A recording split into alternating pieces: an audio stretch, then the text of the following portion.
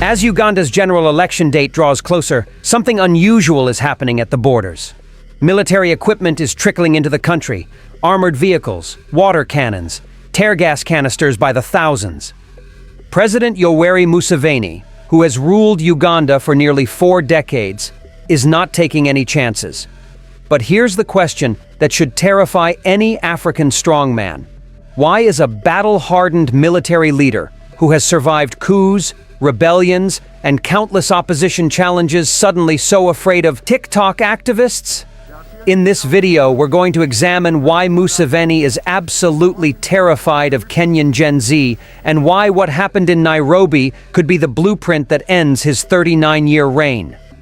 Let's rewind to June 2024.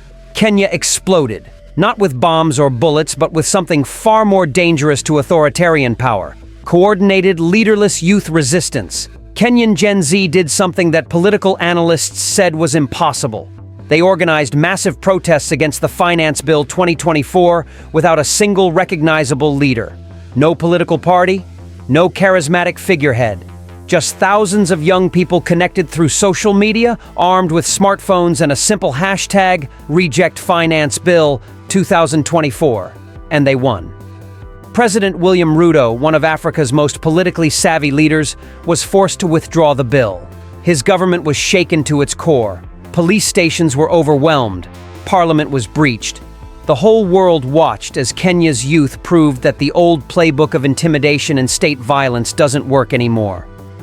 Now here's where Museveni comes in. Uganda shares a border with Kenya. More importantly, Uganda shares the same demographic reality. Over 75% of the population is under 30 years old. Unemployment is rampant. Frustration with the old guard is boiling over. And Kenyan Gen Z just provided the instruction manual for revolution. Museveni watched what happened in Nairobi, and for the first time in decades, he blinked. But Kenya isn't an isolated case. Museveni has been watching youth movements across Africa with increasing paranoia, and 2 countries have particularly caught his attention: Tanzania and Cameroon. A few weeks ago, Tanzanian Iron Lady Suluhu found herself in hot soup when the Gen Z of Tanzania said no to stage-managed elections.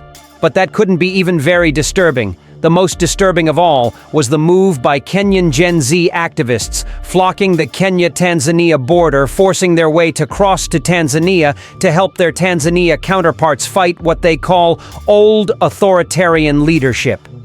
Here, let's pause a bit and ask the question, if this could happen in Tanzania for Samia Suluhu, who has been in office for just 1 term, what could happen for the old man of the clan that has been ruling for over 4 decades?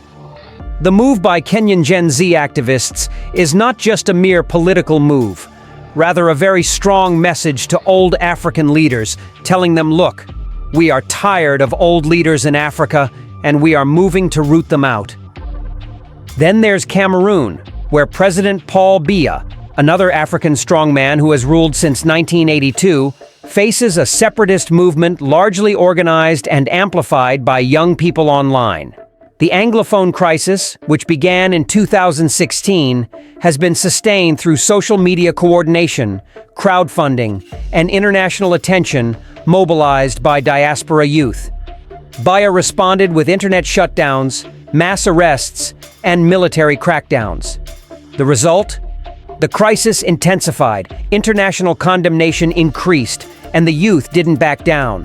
Museveni sees these patterns. He understands that the traditional authoritarian playbook, arrest the leaders, control the media, intimidate the masses, doesn't work when the resistance is decentralized, digitally native, and connected across borders. And that's exactly what Kenyan Gen Z represents: a decentralized cross-border threat. Now we get to the part that should alarm every freedom-loving person in East Africa. Museveni isn't just preparing for domestic resistance, he's going after Kenyans. In recent months, 2 Kenyan activists who traveled to Uganda to join legendary pop star turned politician Bobi Wine were abducted in broad daylight in Uganda. Security agencies denied holding the activists, only for the Ugandan president a few weeks later to show up on television saying he had kept them in his fridge.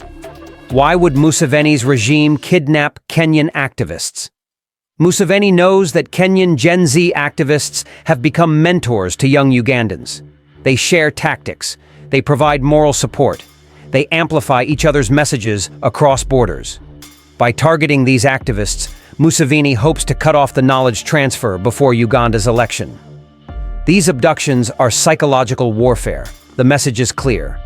We can reach you anywhere. No border will protect you. If you help organize against us, you will pay the price. Museveni is testing how much he can get away with. If he can abduct Kenyan citizens with minimal international consequences, it emboldens him to crack down even harder on Ugandans. This is authoritarianism going regional, and it should terrify us all. Here's the uncomfortable truth for Museveni. His fear is completely justified. Uganda's youth are watching.